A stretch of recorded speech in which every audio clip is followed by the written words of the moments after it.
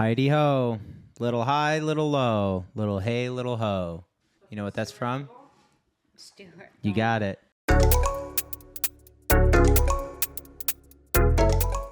Hello, everyone. Hello. Hi. Welcome back to our podcast. It's been a while. It has been a while. Did you miss us? It's good to have the gang back. Probably nobody's missed us at all. They're like, we didn't even notice. Yeah, they're like, oh, actually, I was hoping you'd never come back. Yeah. Well, we are. Surprise. Surprise. Sorry to break it to you. All right. Bridget, take it away. Well, today we would just like to talk about a little bit of an update, some sessions that we've been working on, some interesting situations and dogs, just to kind of fill you in and talk about some things in the dog industry. Rottweilers. Rottweilers. Let's start there. That's a good one. It's like when a comedian's like airplane food. Yep. Am I right? Oh, man. Rottweilers. Rottweilers. If you get it, you get it. Yes. If you know, you know. Mm-hmm. No, we were just talking about how there are just certain dogs that you can't like bend the rules with. Certain breeds. Yeah, and you can't like, oh, but let's just like, what if we don't? Let's just see what happens, you know? And especially like if you're being coached through certain scenarios of people that have experienced certain things with dogs and stuff like that, don't learn through your own experience. Let them tell you. Yes, yeah. And trust them that they know what they're talking about. I think like Rotties, all the Rotties I've worked with have had the same proclivities toward aggression, and they're very headstrong. It's very rare to find like the one Rottie that comes to mind that's completely different is Nala. And she's, because we trained her from like a tiny little puppy. Yes. She did so That's well. part of her it. temperament so much better. But with some of these Rotties that we get, they're really serious. Oh, yeah. So particularly we work with a rescue that specializes in Rotties, and we just had one in for training, and he had some pretty serious issues with resource guarding. That first day, I'm sorry. I'm laughing because you're fine. It was bad. Yes, But I was like- humbled. Yes. I was humbled. Yeah. I just went into it. I was like, it's just another dog, you know. I put the food bowl down there, like, oh, by the way, he like resource guards. And then I like put my foot near the food, and he's like, I like out of my peripherals, like I switch. turned my head for just a split second, and all I see is his mouth wrapped around your calf, Yeah. like just like this. And I was like, oh God. Yeah. But it was like very quick. And like, did you have like bruises probably from pressure? But like the it didn't pressure, break it skin. didn't break skin. Yeah. But he said, I am committed to this, and I will show you that I'm committed to this. And it's moments like that that do humble you in this industry. And I think every once in a while, it is good to be humbled. Absolutely. And come back to earth and realize that these are animals, and they have the capabilities of being predators and, you know, fucking shit up. Yep. Yes. Well, and they're guard dogs. Yes. Right. You know, it's like you can't. So many times we find ourselves in positions where we're trying to fight a dog's genetics because their genetics have been ignored for so long that they've gotten so combative, like in contrast to it, if that kind of makes sense. It's like we'll get these dogs, these Rotties that are older that have been able to rehearse these behaviors for so long and so effectively that what is kind of like a natural tendency to them and can be managed very safely if you know how to handle it safely has now become like a completely out of control safety issue because people are either not addressing it at all and avoiding it completely, or they're addressing it in a completely off the wall terrible way Yeah. that is exacerbating it and like making it worse because they don't recognize that like any dog that has the ability to resource guard, especially like the breeds that are known for it, like the guard dog breeds, livestock guardian, like all of those kind of dogs that have an inkling for it, confronting it in a very like dominating way is only ever going to make it worse. Yep. That's the green light they're looking for. Yes, because they're doing it because they have a natural desire for confrontation. And they like it. And they like it, you know? So it's like you can't expect a Rottweiler to start exhibiting those behaviors and you come in super hard and heavy with ignorance and no idea what you're doing. And then all of a sudden you have a dog who's fighting you actively over food and be surprised because it's like, well, what are Rottweilers supposed to do? They're supposed to meet confrontation with conflict and win. Yes. They are hardwired to win. So like once you activate what they think is a fight, like you're not going to win. Right. That's not what physically maybe you'll win, but mentally you're going to be in the negatives next time something like that happens. And a few like, stitches later. Yeah, exactly. Yeah. So, like particularly with this dog's case, we worked extensively on creating better boundaries with food. And a lot of times there's a narrative that you should never ever mess with a dog when it's eating. But in this scenario, we had to push the envelope just a little bit.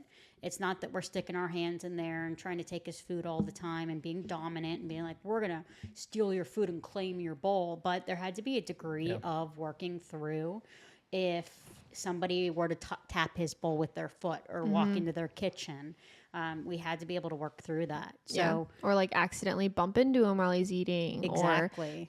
And then like you said, in those settings, it's not that you're like, oh, I'm going up and he needs to let me take the food bowl from him while he's mid-eating. It's, no, these are normal, everyday, incidental things that could happen. And you need to recognize that it isn't me trying to take your food. Yeah. It's just me living my life and you can eat and that's fine. Yes. But just because I walk up and I stand next to you or I walk up and I run into you or maybe I accidentally kick the bowl, that doesn't indicate Or even just walking that in I'm the same taking it. room. Yeah. You know, Yes. sometimes it's like, I feel like most people like feed their dogs in the kitchen or something like that, you know, and it's like I had a dog a few months ago that resource guarded the food and I went to an in-home and the bowl was right by the doorway leading from the kitchen to the living room. And so every time, like if you walked in, just for whatever reason, grab a glass of water or something and he was eating, that was enough to be like, nothing's there. And then all of a sudden something's there to compete, you know? Yes. So it can be that fast of a trigger that you don't even know it's happening, but to them it's like the end of the world, you know? And I feel like that happens because of them expecting conflict. Yeah.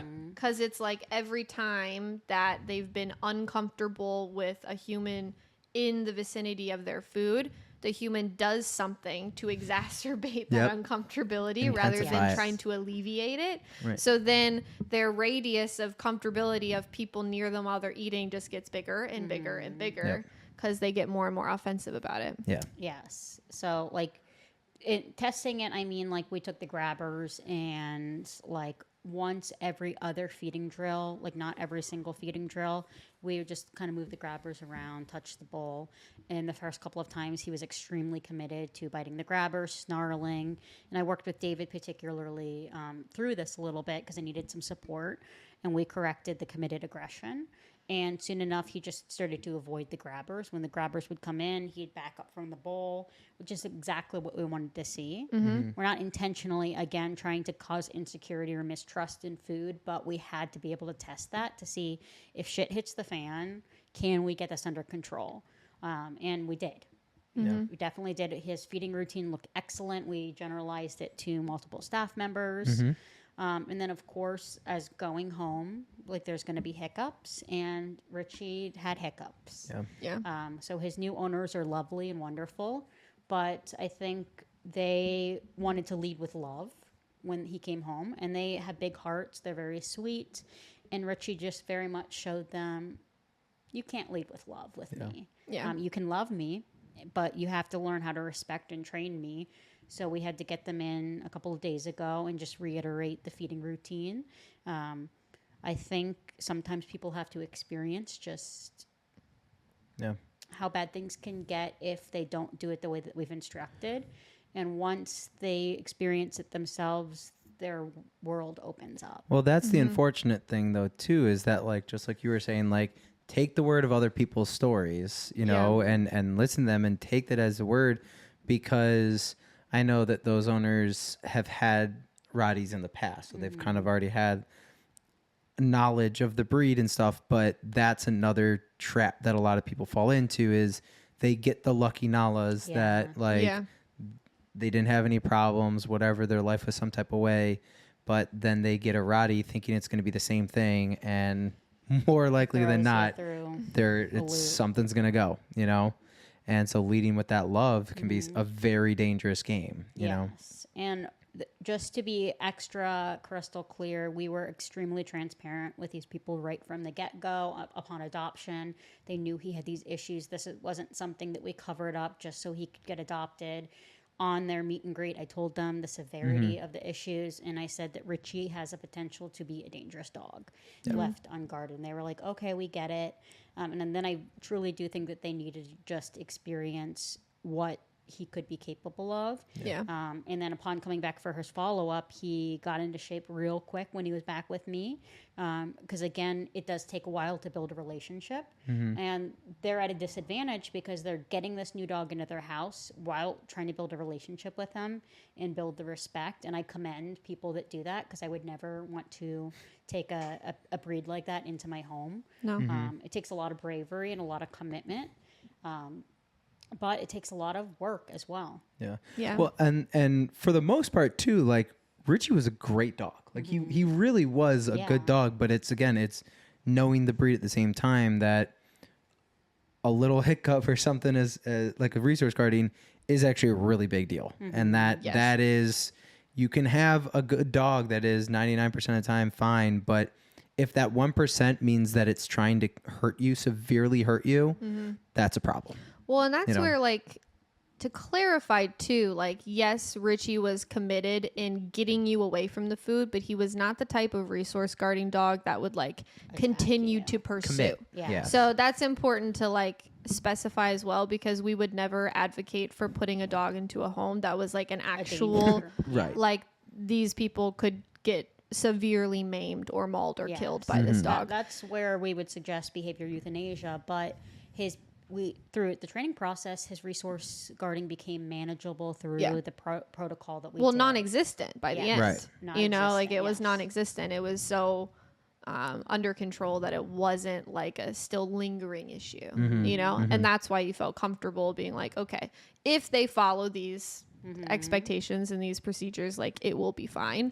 But again, I think that knowing that, yes, he was committed to biting to get you away from the food, but he wouldn't take it to that next level of like continuing to pursue, also makes it a little bit more reasonable that, like, okay, if someone really wants to give this a go and they have full knowledge of what the potential dangers could be of taking a dog like this, we'll give it a try, you know? Because we talk a lot about, like, there are just some dogs that we don't advocate for rehoming or for adopting out or for things like that. And this is one of those gray area situations where you have to hopefully find, like, the unicorn owner that's going to be able to do it. Yes. And I think sometimes naturally people feel like if the relationship is loving and good enough that resource guarding will go away. And some dogs, yes, it is definitely a relationship issue, but no matter how much you love a dog, how much training you do with a dog, no matter how strong your relationship is, the dog loves you, you love the dog. At the end of the day, they're a predator, and their resource guarding isn't coming from a place of emotion with them in the sense that you can love it out of them. No. It really, resource guarding dogs, that's a genetic predisposition in their genes, and they're meant to guard. So we had to have that discussion with Richie's adopters that you cannot love this dog enough that this is eventually going to go away. His feeding routine is going to be a lifetime thing. And my relationship with him changed because of the routine and expectation. And he knew he couldn't fuck around and find out with me. But with him, he fucked around and he found out with them. And they found out too. So through everything, yes, there's a capability for it to get much better. But am I ever going to stick my hand in his bowl or pet him when he's eating? No. Yeah. No, and that's a reasonable boundary to have, you know, like with the Rottweiler that just started today. Again, like all the normal things, full sedation at the vet, some resource guarding with like food or toys or things like that. Guarding of people, you know, like the one thing about Rotties that I think always is very humbling to people, if it's their first Rottweiler, or again, it could just be, you know, they haven't had the Rottie yet, but like they will bite their owners. Yes. And it doesn't They matter don't how give a much fuck. they love you. They'll bite you 1 second and try to get in your lap the next. Yes, like they bite their owners because they don't. There's just something so specific about them that they don't view, and like they truly are not ruled by their emotions. Everything is like very black and white to them. And that's why, like you said, it's like they will bite you 1 second, be like, cool, we had that conversation, snuggle time. You know what I mean? Like they live very like in the moment as things are happening. And yeah, most dogs do that, but them more than any, for whatever reason, like they're very cut and dry. They don't mince words. You're going to get the very rawest, realest picture of like who they are as a dog. Yes. And like, even in like this session, like it's so clear that he can just boss the female owner around. No big deal. And like we were working on, and like, obviously, like I'm very, very pleased that they're coming to training and they're really putting forth a lot of effort, and they're great owners. They did training with him when he was younger. And it sounds like the training they did was actually like they learned a lot. Like even that trainer told them, because they ended up getting him, he was rehomed. They ended up getting him when he was like 9 or 10 months old. So they were already kind of at a disadvantage because they got him right in adolescence, which is where that shift is happening.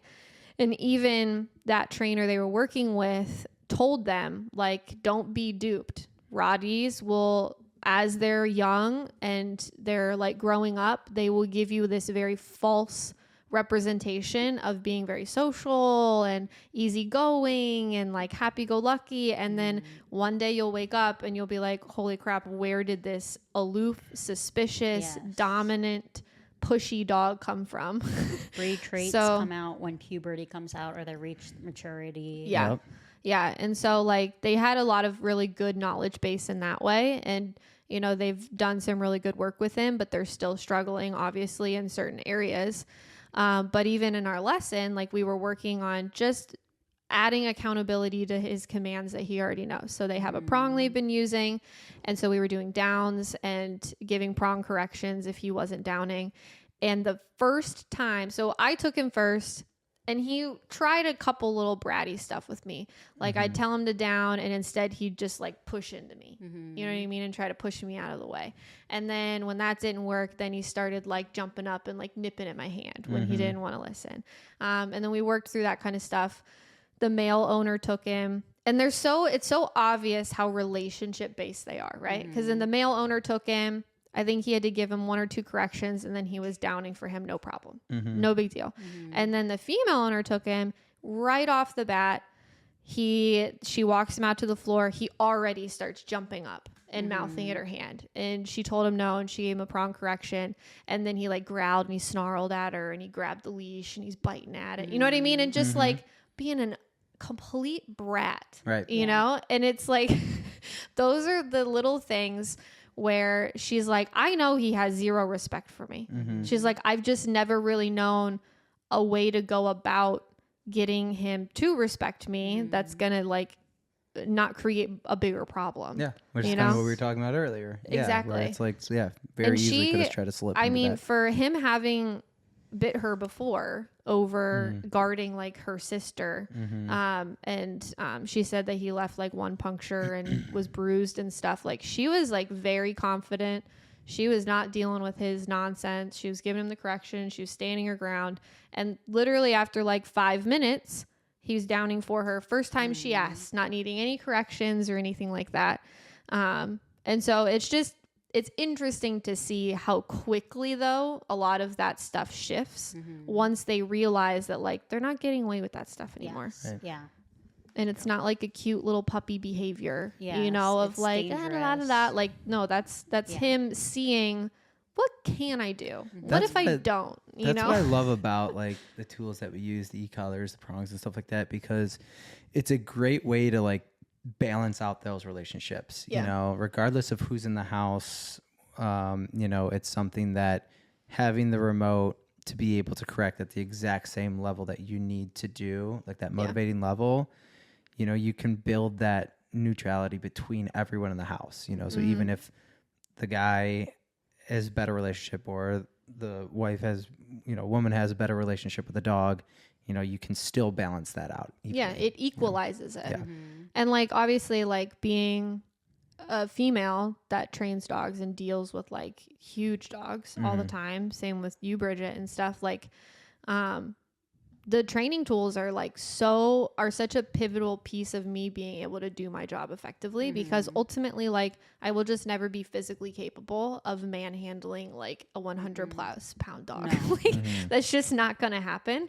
So in that way, like being able to have training tools that obviously used effectively and humanely, even that playing field for me is a must-have. Yes. You know, like there's a world where you can't use e-collars and prongs and things like that, is a world where dogs get euthanized infinitely more, because you can't take these large breed dogs, right, and then expect that every single trainer is going to be able to just put a muzzle on them, a regular leash and collar, and just like be able to work with them effectively, these really serious cases, using food and treats and things like that. Or like, it's not going to happen. Like medications, because like medication can be helpful, sure, in some scenarios coupled with other things, but medication alone will not change your dog completely. And like, that's why these behavioral clinics are laughable sometimes.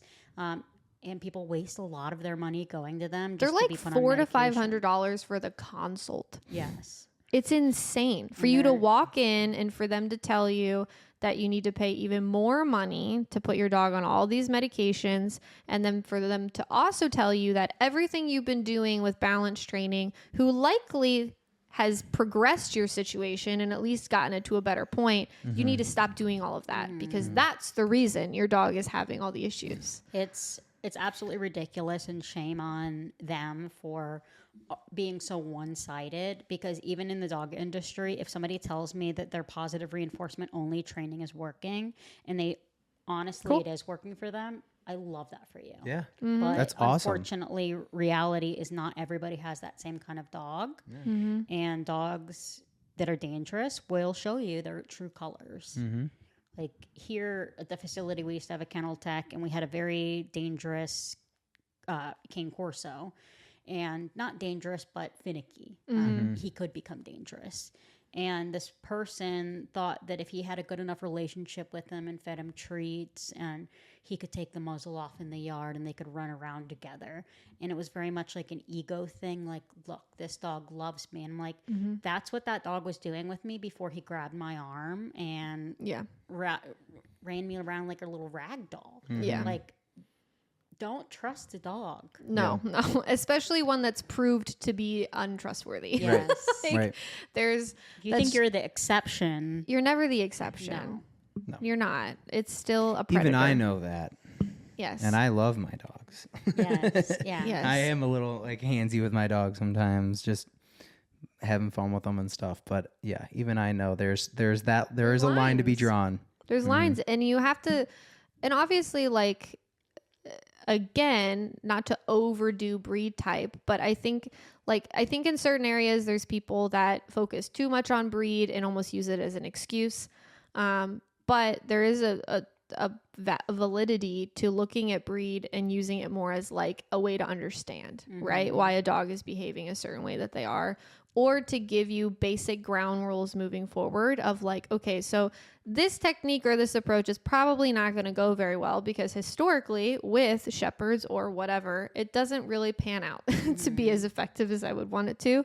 Like, you know, with Sully and stuff, like his breed type, like, you can be a little bit pushy and, you know, it's not going to cause like the world. a big issue. Right. Like if I took Lumos and I was like, every single day of your life, I'm going to put you under so much physical pressure from like spatial pressure from me or even, family members, 100% over time, our relationship would absolutely be affected by that. Yeah. And he would not trust me as much and he would not like me. It doesn't matter that we've had this much time together to build that trust and respect where I'm confident I could pretty much do anything I needed to do to him in a pinch. But that's only because I don't intentionally go out of my way to fuck to with irritate him. him. Right. Yeah.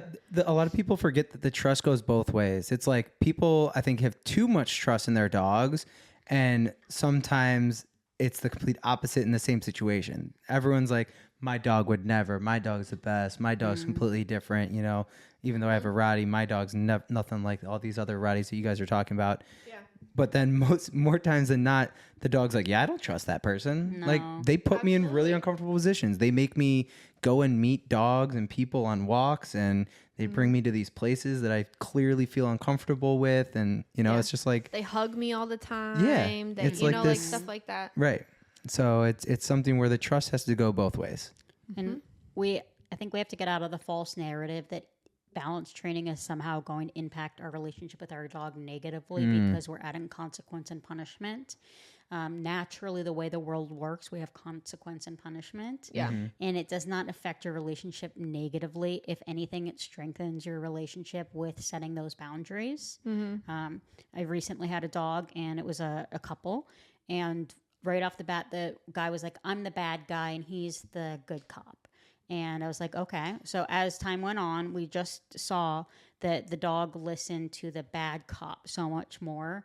And with the good cop, the one that gave him lots of love, the dog was like, I'm not listening to you. And the dog pushed that person 10 times more. And the guy was like, why is she pushing me? Like, I have such a good relationship with her. I'm like, you don't have a habit of her listening to you. Yeah. And that's huge. Like, you can't rule out, like, love and treats and kindness is not going to get you exactly where you need to go. Yeah, because when push comes to shove, they don't care. They don't respect you. Right. Like if A fun parent generally has less respect. Yeah, 100%. Like if you don't enforce expectations, like, and I think this is where a lot of the guard breeds like fly under the radar, is that they don't, a lot of their things that trigger their aggressive behaviors have to be like unearthed through scenarios or pressure or stress or whatever. Whereas like herding breeds or other types of dogs, like their aggression is more flamboyant. Like if you take a shepherd and put it in the middle of a room and it's reactive and it has a tendency to be aggressive, it's going to show you right away. Yeah. It's outward, Yeah. right? But like you could take a Rottweiler who's ready to like kill a dog and put him in a room in the middle, and they'd probably just wait for that dog to get close enough to push its buttons, and then you have a huge dog fight on your hands. Like they're very internal That's with so everything. So it's like, I think they fly under the radar like that because owners don't know what buttons to push to teach them how to be okay with their buttons being pushed from like a very young age. Right. So they don't intentionally do handling. They don't intentionally do all these things. And instead they try to rely on very superficial things to make the dog like them or listen to them, or look, I have treats, let's do this. Instead of me putting a leash on you and using physical pressure to get you in a kennel, oh, I threw a treat in there, you go get it. So then one day when the treat doesn't work and you grab their collar to make them go in and they whip around and bite you, and you're like, oh my gosh, Right. why did this happen? And it's like, well, because you never ever got them used to pressure. Yep. And so then the one day that you decide you're going to add pressure, they say, who the fuck do you think you are? Yeah. I'm You stronger. can't talk to me like that. Right. Yeah. Yeah. And it's natural, like pressure is going to happen, and you can't live this like you're walking on eggshells kind of life with your dog, because eventually something in their environment is going to trigger them. And when you have that complete loss of control, it could be tragic. Yeah. Like with some breeds, like with my Chihuahuas, if I never enforced any rules with them and I let them be little ankle biters, they're going to survive the rest of their lives. They might fuck around a little bit, but ultimately they're not a threat to anybody's life. Yeah. With some of these bigger dogs, no matter how They're more a much you threat to think, their own lives at that point. no matter how much you think that your dog is the best and really well behaved, they're going to show you eventually. And that's why, kind of going back to even like the Richie situation and stuff like that, like it's so, again, it's unpopular to talk about the role of behavioral euthanasia in the rescue world, the training world, whatever.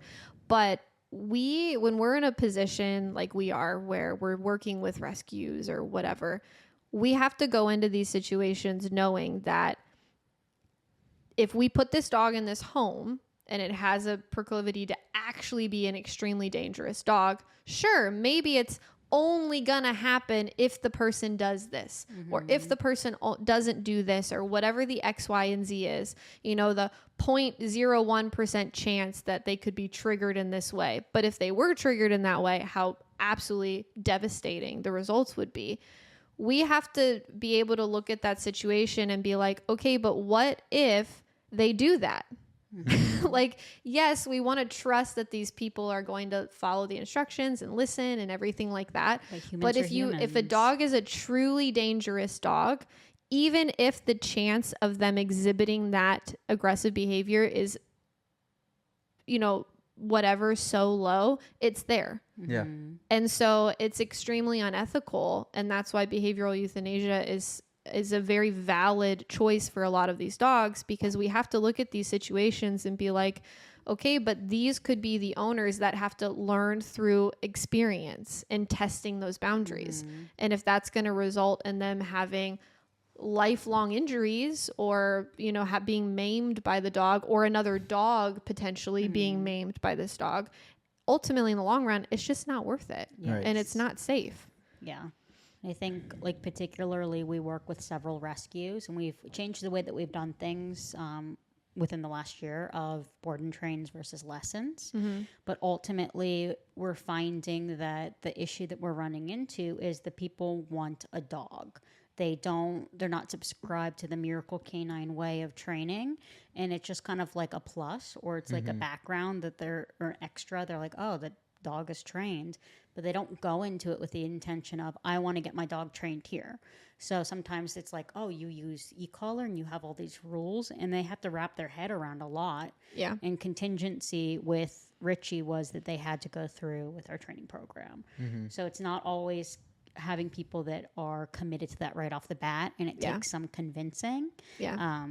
And they could leave the facility and be like, that lady's a freaking idiot. Exactly. And that's part of it is like, sorry, Seamus. No, go ahead. With the dogs that I've done, because I would say I probably have at least like 5 or 6 dogs that have gone through the lessons now that have been adopted out, is like part of me doing those lessons with the dogs is essentially assessing, okay, is this dog safe enough that if they basically took this dog home and did nothing I said, that it would hopefully be okay. Yes. You know what I mean? Like, what threat does this dog really pose to like people or dogs or whatever?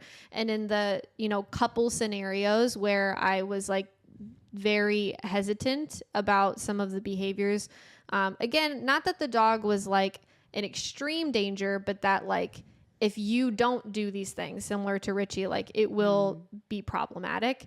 Those were the 2 dogs where the one ended up getting adopted by the foster, who was a volunteer and had a very high skill level. So that worked out well in our favor. And then the other one, we went through a couple different people to find, the right one. And then they came in, they did lessons, they did, so like it was a very thorough vetting process essentially. And from what I can tell, he is thriving and he is doing great in that home. So, yes. But yeah, it's been interesting to see like, and it's a lot of pressure. Yes, it is. Like it's a lot of pressure. Again, I commend people that have the ability to want to try this, and like when they get on the bus and they're like, all right, I'm committed to this, like, God bless you. Because it is hard. And we had another dog, a pot cake, and the dog came to training, and then we never met the owner. And the representative from the shelter communicated all the training to the new owner. And he said she was very anti-e-collar. She was like, I ain't using this thing. And about 4 months went by, and she gave us a call. And she was like, I need help. Like, I need help with this dog. He's showing signs of aggression. I'm ready and open to the e-collar. But prior to that, yes, it's my job to talk to her and make sure she understands.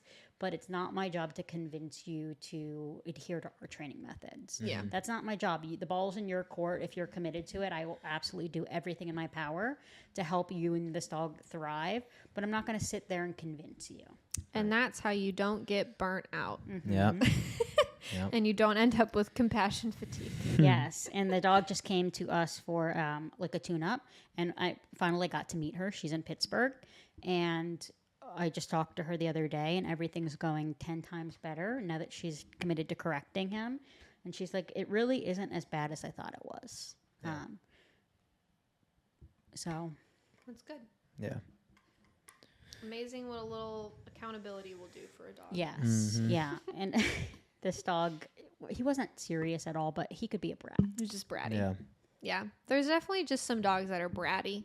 You're like, knock it off. And then they're like, you're right. Mm-hmm. Yeah. You got me. You got me. You call my bluff. Yeah, I won't be Yeah. doing that again. I love, like, I got a review recently, and like the lady said that I'm a no nonsense person in the best way. She's like, she's very loving, but she's no nonsense. And I was like, good. Yep. Mm-hmm. That's the goal right there. Loving and no nonsense. Yes. Yeah. Because as much as we talk about, you know, like the dogs are babies and all this stuff, it's like they're animals. Like, so They're it's predators. it is different than raising a kid. It is nowhere close to that in the sense of actually raising a kid. It's a completely different relationship you have to build. Yes. So the no nonsense, but also affection and love is a very fine balance. Yes. Yeah. Because you think about it, a discussion I had with one of my clients the other day, talking about socializing, specifically when dogs socialize with each other. Because her dog was giving lots of corrections to other dogs, and stuff, but they were very appropriate. Like, there was nothing wrong with it. You know, she was just snapping at the other dogs to get them to leave her alone and all that kind of stuff. And a lot of people are like very put off by that. They're like, I just don't like it. I just, you know, it makes me uncomfortable. Yes, I don't like yeah. seeing it, It's a you know, perfect stuff like example.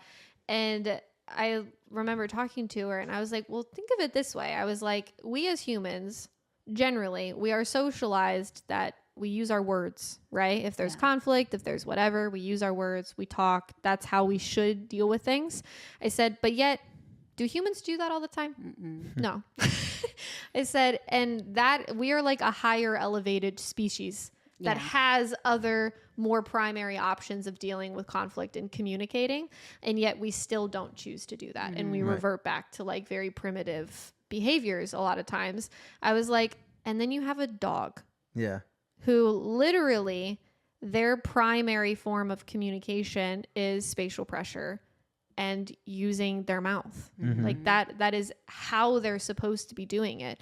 So looking at what that dog is doing and saying, well, I don't like it because it makes me uncomfortable and I don't think that that should be happening, when your dog is literally doing the most appropriate thing they could be doing in that moment. And if we start correcting them, then we start taking away the appropriate thing that they should be doing, and then they're going to start doing other things that are very non-dog like, and then you just skew the whole social system and interaction between them, and they get all weird.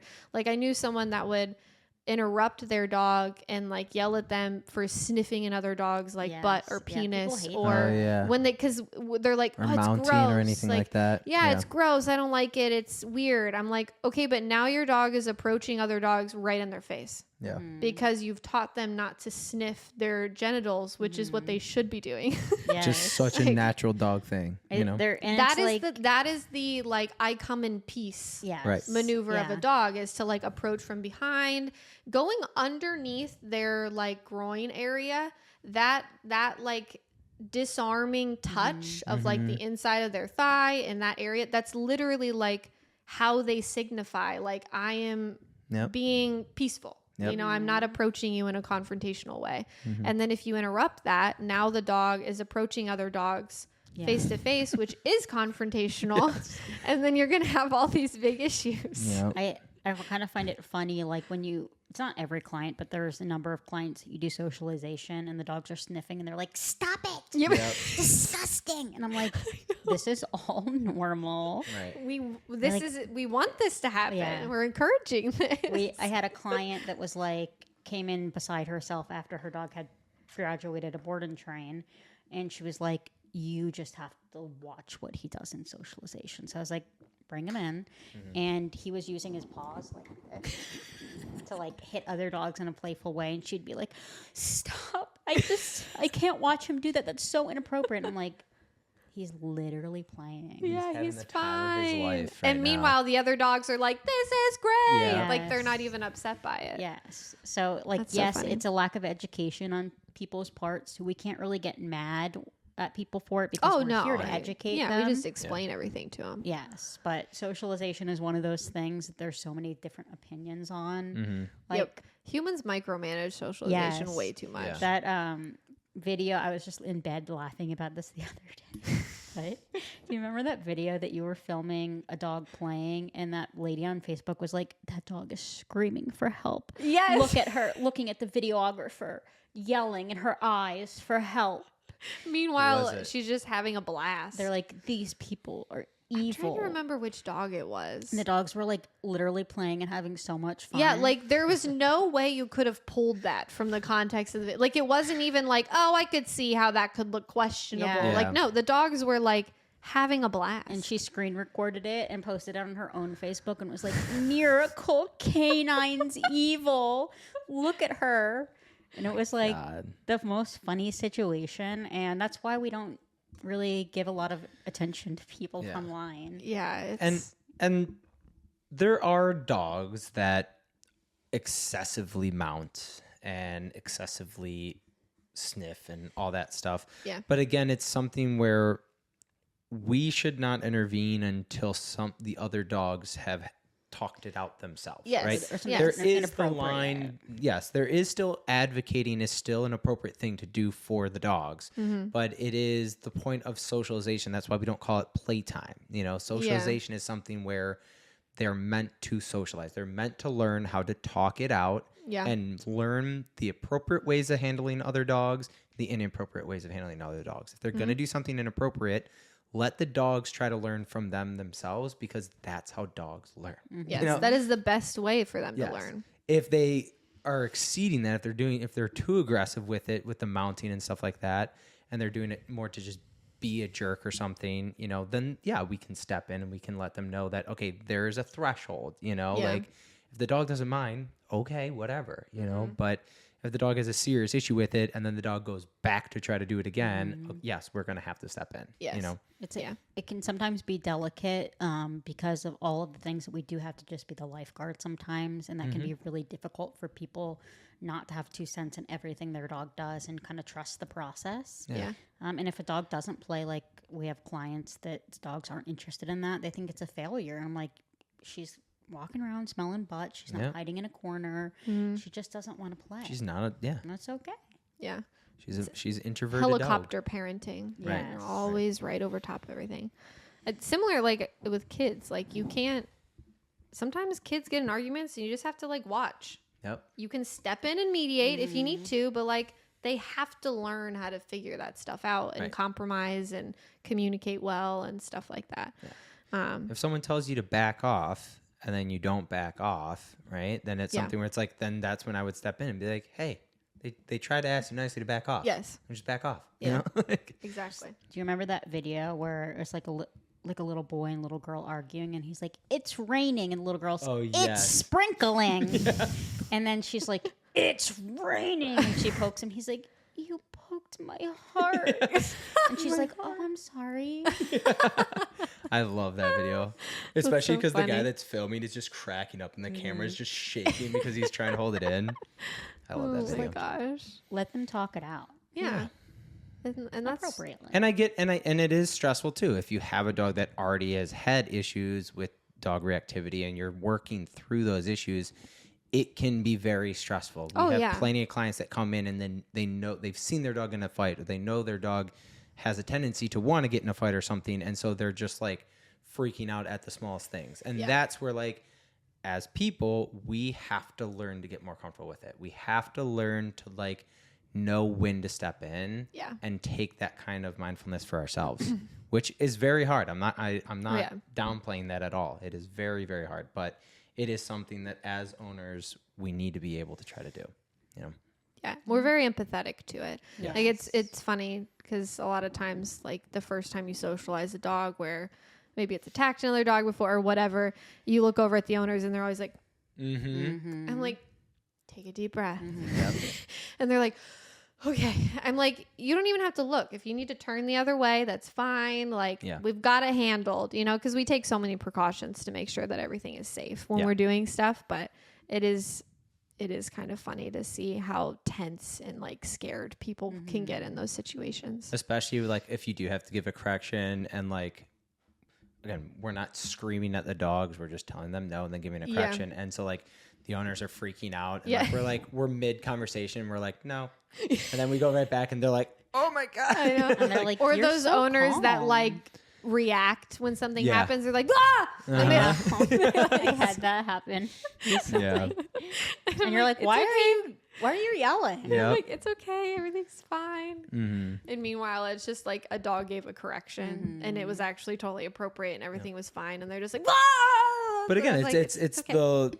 the miscommunication or lack of education that these people have that to them, they think that's the green light for a fight. Something is going to happen right now. Yeah. But it's something like through educating, you can learn that it's just them talking it out. You know, let them talk it out. Exactly.